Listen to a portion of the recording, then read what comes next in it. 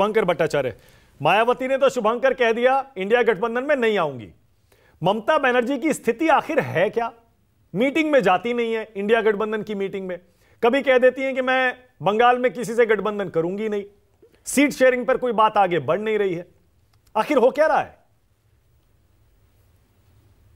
मानक जी देखिए, पहली बात तो ये है कि ये जो प्रश्न आपने पूछ लिया ना कि इंडिया गठबंधन में ममता दीदी की वजह से तो शुरुआत कहीं ना कहीं बहुत बड़ी वजह ममता बनर्जी खुद रही है कि आज इंडिया गठबंधन बना है।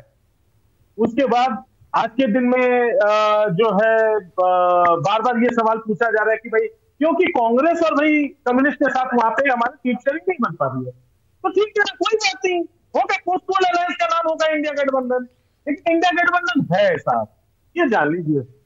नंबर 2, कष्ट किस बात का है, किस बात का कष्ट है कि वहां पे ट्राइपोलर अगर इलेक्शन हो गया तो क्या होगा, तब भी फायदा इंडिया गठबंधन को होगा। अगर हम लोग मिल के लड़े तब भी फायदा इंडिया गठबंधन। ये क्या बात हुई, चित भी मेरी पट भी मेरी, ये कैसा इक्वेशन हुआ? मिलके लड़ेंगे तो भी हमारा फायदा है, अलग लड़ेंगे तो भी हमारा फायदा है, ये कैसे हो सकता है? अच्छा देखिए ये वैसा ही है, ये इक्वेशन वैसा ही है जैसे पिछले इलेक्शन में मोदी जी और शाह जी लड़ने गए थे वहां पे, लेकिन क्या वो बंगाल में कहे कि भाई मोदी और शाह हारे बंगाल में? नहीं ना, वहां पे बीजेपी हारी, लेकिन जीतते तो मोदी जी जीतते, अमित शाह जीतते, है ना। लेकिन वहां तो आपका बड़ा नेता हारा नहीं ना, वहां पे कौन हारा? तो ये उसी प्रकार का है। ये हजम करने में क्यों दिक्कत आती है कि इंडिया अलायंस है, इंडिया अलायंस के अंदरूनी समस्याओं से भारतीय लोग इतने विचलित क्यों हो रहे हैं? अच्छा, मतलब ये संभावना है ना शुभंकर, ये संभावना है ना कि बंगाल में कोई सीट शेयरिंग ना हो सकता है, बिल्कुल हो सकता है। अगर संभावना बिल्कुल पूरी तरीके से नहीं भी होती, मैं तो कह रहा हूं कि अगर ये वहां पे ट्राइपोलर इलेक्शन भी अगर होता है, अगर अपने अपने उस पर भी पूरे सब लोग लड़ते हैं, पूरे जोर से लड़ते हैं, तब भी आप देखेंगे जिन सीट पर अगर जहां पे कम्युनिस्ट को जहां पे फायदा मिलना है, वो कम से कम वो वोट आपका बीजेपी की तरफ नहीं भागेगा, कांग्रेस अपनी तरफ से रोकेगी। ठीक है, हम तो तो ये एक चीज और आपकी नेता ने मल्लिकार्जुन खड़गे का नाम आगे किया था इंडिया गठबंधन के प्रधानमंत्री पद के चेहरे के तौर पर, जिसको अरविंद केजरीवाल ने भी सेकंड किया था। लेकिन उसके बाद से हम देख रहे हैं नीतीश कुमार का नाम कन्वीनर के तौर पर गायब हो गया। क्या नीतीश कुमार के नाम से आपकी पार्टी को कोई दिक्कत है क्या? मानक जी आप लोग तो पहले ही मतलब अभी जफर भाई जो है भाटी साहब को कह रहे थे, समझ में नहीं आ रहा है कि आपने बीच में काट के नहीं तो बोल रहे थे CBI, नहीं समझ में आ रहा है, वो पूरी बात ऐसे करने वाले थे। अब आपने वही दूध फाड़ने वाली बात कर दी। क्यों आप बीच में आग लगा रहे बैठ के कि अरे नीतीश जी नहीं समझ में आ रहे, अरविंद केजरीवाल नहीं समझ में आ रहे, आपको ये क्यों नहीं समझ में आ रहे? बात ये देखिए, सबसे पहली बात ये है यहाँ पे पहले आप लोग ये कहते थे कि ममता जी खुद सीएम बनना चाहती है, उन्होंने अपना नाम नहीं रखा। आप लोग कहते थे अरविंद केजरीवाल बनना चाहते, उन्होंने अपना नाम आगे नहीं बढ़ाया। एक कॉमन कंसेंसस की तरफ सब लोग बढ़ना चाहते हैं। इंडिया गठबंधन में हर एक पार्टी, हर एक जो स्टेक होल्डर है, वो अपनी तरफ से समझौता करने के लिए आगे बढ़ रहे हैं। इतनी जल्दी इतनी किस बात की बच्चे, बहुत सारे फोन कॉल होंगे, बहुत सारी मीटिंग होगी, बहुत कुछ हो गए। अरे मीटिंग तो होगी, लेकिन शुभंकर अगर गठबंधन नहीं होगा, सीट शेयरिंग नहीं होगी तो फायदा क्या बताइए? आप कह रहे हैं गठबंधन है लेकिन सीट शेयरिंग नहीं है बंगाल में, ये कैसा गठबंधन है? सीट शेयरिंग नहीं करेंगे पर गठबंधन है। ममता बनर्जी बंगाल के बाहर किसी पार्टी को क्या फायदा पहुंचाएंगी? एक बंगाल में तो गठबंधन करना है अगर गठबंधन है तो। मानक भाई मैं बहुत शुरू से ये बात कहता आ रहा हूं और ये मैं लगातार कहता रहा हूं कि इंडिया गठबंधन बंगाल में अगर देखा जाए तो please consider it as a post poll alliance. ठीक है, बाकी के लोग वहां पे राजनीतिक उस पर से क्या भाषण में किस तरीके से ले रहे हैं, we are trying for a pre poll alliance, but even if it doesn't happen it's a surety, it's a post poll alliance. अच्छा ठीक है, ओके आशुतोष, ये पोस्टपोल प्रीपोल कुछ स्टेट्स में क्या ये प्रैक्टिकल लगता है आपको? जैसे बंगाल में शायद नहीं होगा, केरल में शायद नहीं होगा, यूपी में अब बहन जी ने कह दिया कि यहां नहीं होगा। पोस्ट पोल कुछ संभावना दिखती है इन 3 राज्यों से भी? आपने म्यूट किया है शायद आशुतोष। पोस्ट पोल संभावना इस पर नजर आती है कि लोकसभा के बाद चुनाव के नतीजे क्या आते हैं, सब कुछ इस पर निर्भर करता है। अगर मान लीजिए कि भारतीय जनता पार्टी को बहुमत नहीं मिलता है तो पोस्टपोल अलायंस की संभावना पूरी तरीके से खुल जाएगी, वो बीजेपी के साथ भी खुल जाएगी और वो इंडिया गठबंधन के साथ भी खुल जाएगी। लेकिन अगर इंडिया गठबंधन की सीटें अगर 150 के पास आके निकलती हैं तो फिर पोस्टपोल का क्या मतलब है? तो ये पोस्ट पोल की संभावना उस पर निर्भर करती है। लेकिन मैं एक बात मैं आपको बताऊं कि बंगाल के अंदर आज की तारीख में अगर सीपीएम अलग चुनाव लड़ती है, कांग्रेस टीएमसी अलग चुनाव लड़ती है और बीजेपी अलग चुनाव लड़ती है, तो इससे इंडिया गठबंधन को फायदा होगा, क्योंकि वहां एक साइजेबल सेक्शन ऑफ वोटर्स हैं जो ना तो बीजेपी को वोट देना चाहते हैं ना टीएमसी को वोट देना चाहते हैं। लेकिन अगर उनको टीएमसी और बीजेपी में से किसी एक को चुनना पड़ेगा तो वो बीजेपी की तरफ जा सकते हैं। वो वहां पे ममता बनर्जी का अपना एक वोट बेस, इसमें कोई दो राय नहीं है, लेकिन एक बड़ा तबका है जो एंटी टीएमसी एंटी ममता है, वो बीजेपी को दे सकता है, तो उसका फायदा बीजेपी को मिल सकता है। अगर वो त्रिकोणीय रहेगा तो फायदा बीजेपी को नहीं होगा। ठीक है, ओके। अब आलोक शर्मा, अब मुझे देखिए पूछना ही पड़ेगा और ये तीखा सवाल है। आलोक शर्मा, आपकी पार्टी ने अपना प्रचार तो शुरू कर दिया, मणिपुर से राहुल गांधी ने भारत जोड़ो न्याय यात्रा निकालना शुरू कर दिया, जिसे भारत जोड़ो 2 भी कहते हैं, यानी कांग्रेस पार्टी ने अपनी तैयारी शुरू कर दी। लेकिन इंडिया गठबंधन की तैयारी कहां है? बीजेपी ने तो अपना लोकसभा का प्रचार भी शुरू कर दिया। आलोक शर्मा, दिखाऊं आपको आज का वीडियो, आप तो बड़े एक्टिव रहते हैं सोशल मीडिया पर, देखा होगा आपने, दीवारों पर कमल बनाकर। जरा दिखाइए, वीडियो लाइए वो स्क्रीन पर। आलोक जी, जेपी नड्डा खुद उतरे हैं, दीवारों पर कमल बना रहे हैं, प्रचार शुरू हो गया बीजेपी का, कांग्रेस का भी चालू है, लेकिन विपक्षी गठबंधन का प्रचार कहां है? आलोक शर्मा,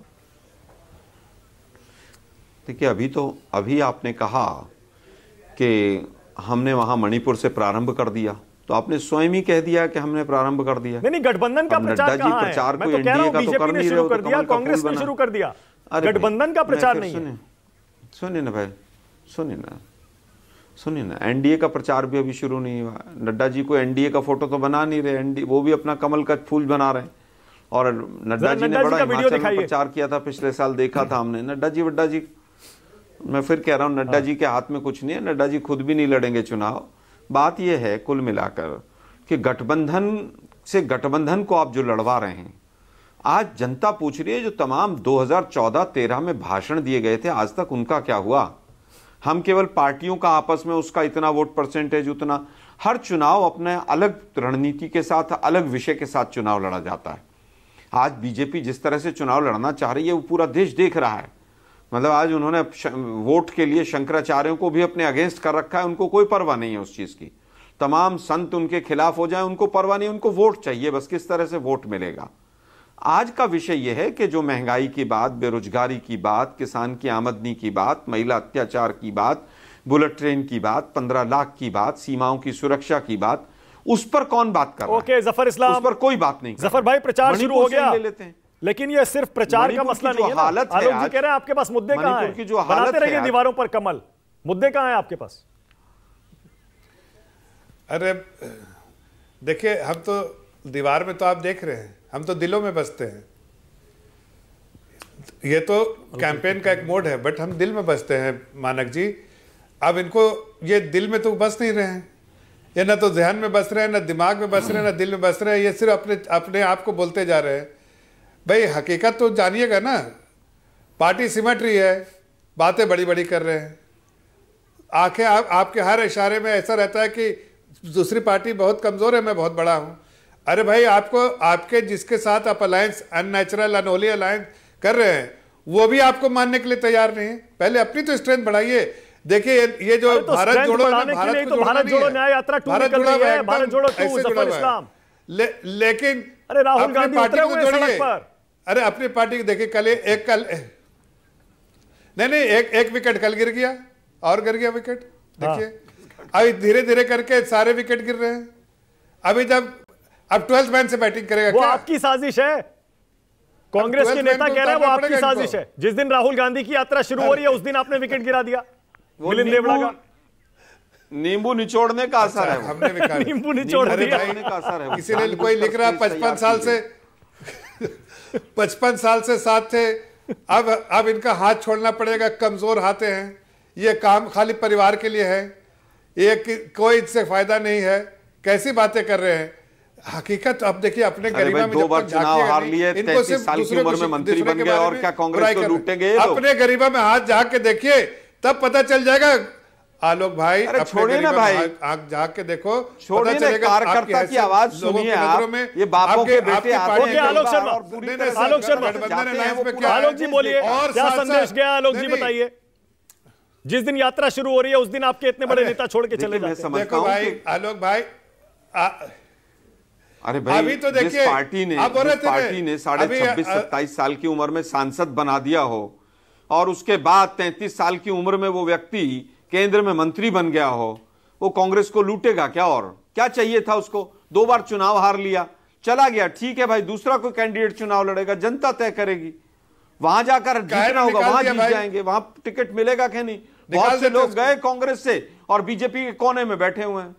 बीजेपी जितना यूज करना चाहती है उतना यूज कर लेती है। ये पूरी तरह से स्टेज तैयार की गई, किस कारण से, क्या है, किसने नींबू निचोड़ा, ईडी ने निचोड़ा, इनकम टैक्स ने कहां से निचोड़ा, हमें तो पता नहीं। अरे उनकी सीट चली गई महाविकास आघाड़ी में। आलोक शर्मा, मान लीजिए गठबंधन आसान नहीं है, कुछ राज्यों में बड़ी मुश्किल आपके लिए भी है, उनकी सीट चली गई, शिवसेना उद्धव ठाकरे गुट ले गया, इसीलिए उन्होंने छोड़ दिया। देखिए आप ये बताइए ना, देखिए मुझे इंडिया गठबंधन में जो भी रहना चाहेगा, इंडिया गठबंधन में बड़ा दिल सबको रखना पड़ेगा, पार्टियों को भी और व्यक्तियों को। अब आप देखिए, व्यक्तियों को भी सोचना पड़ेगा कि अगर एक बार सीट जा रही है तो जाने दीजिए। सबसे पहले कांग्रेस पार्टी गठबंधन जीते तो सही, बिना जीते आप भाग रहे हैं तो कुछ ना कुछ रहा होगा नींबू निचोड़ने का खेल।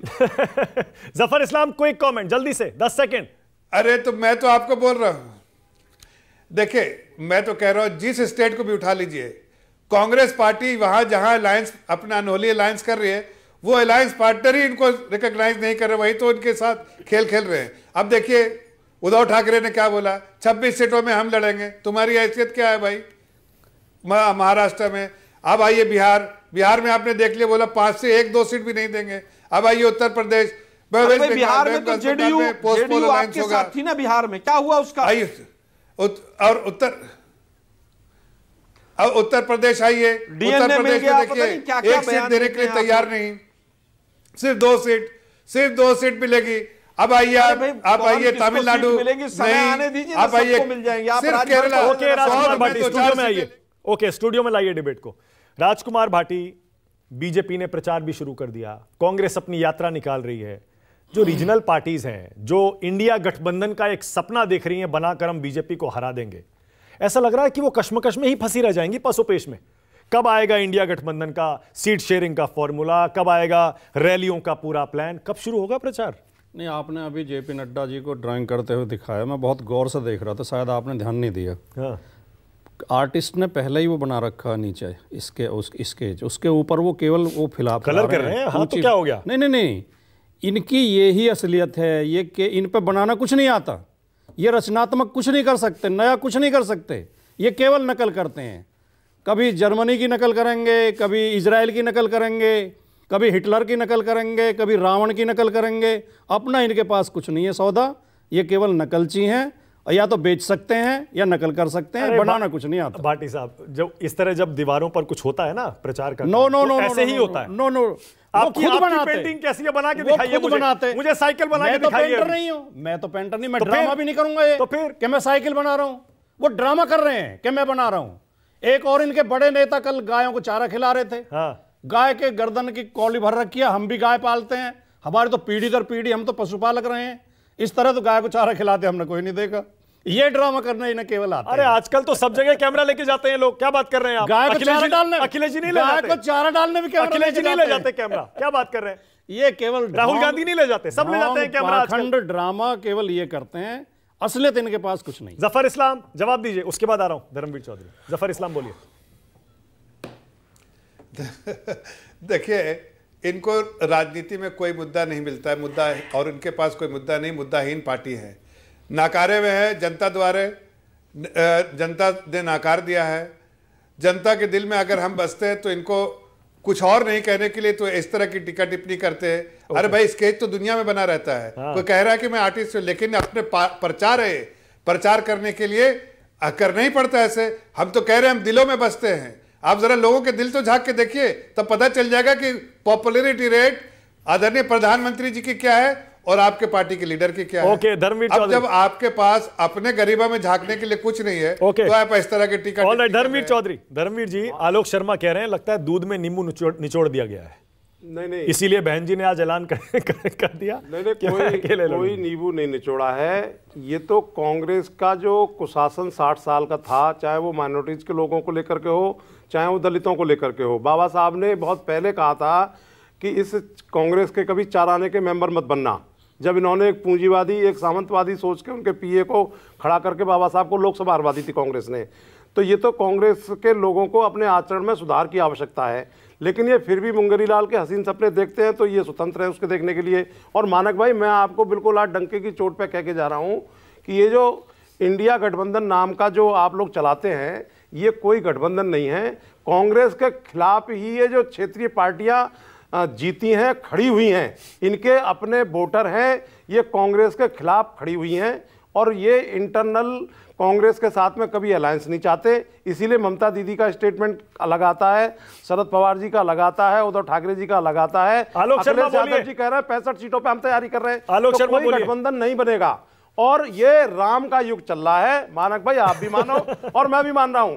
500 साल की जो अस्मिता थी बाबर और उसके द्वारा प्रताड़ित समाज था, वो आज मंदिर बन रहा है। ये राम युग में देश चल रहा है। तो जाएंगी बहन जी? अरे बहन जी जाएंगी दर्शन करने? इसीलिए बीजेपी को घर बैठे वोट। धर्मवीर चौधरी, बहन जी जाएंगी दर्शन करने? घर बैठे वोट मिल रहे हैं। बहन जी जाएंगी दर्शन करने? मैं बहन जी से मुलाकात करूंगा और पूछ करके बताऊंगा आपको। आशुतोष क्या कह रहे हैं? जल्दी से 10 सेकंड जाएंगी।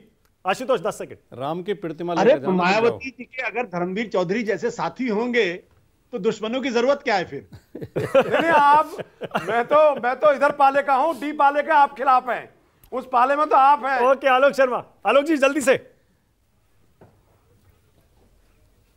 देखिए, मुझे लगता है, मैं अभी मेरे सामने टीवी नहीं है, मैं मोबाइल में बार बार देख भी रहा था, मैं कंफ्यूज हो गया। मुझसे पहले जफर इस्लाम बोल रहे थे ना, आप कंफ्यूज ही रहिए, आप कंफ्यूज ही रहिए तो अच्छा है, क्योंकि कांग्रेस कंफ्यूज चल रही है और आप भी कंफ्यूज हैं, तो देश के लिए अच्छा है। मुझे ऐसा लगा जैसे अच्छे सिम्टम्स हैं।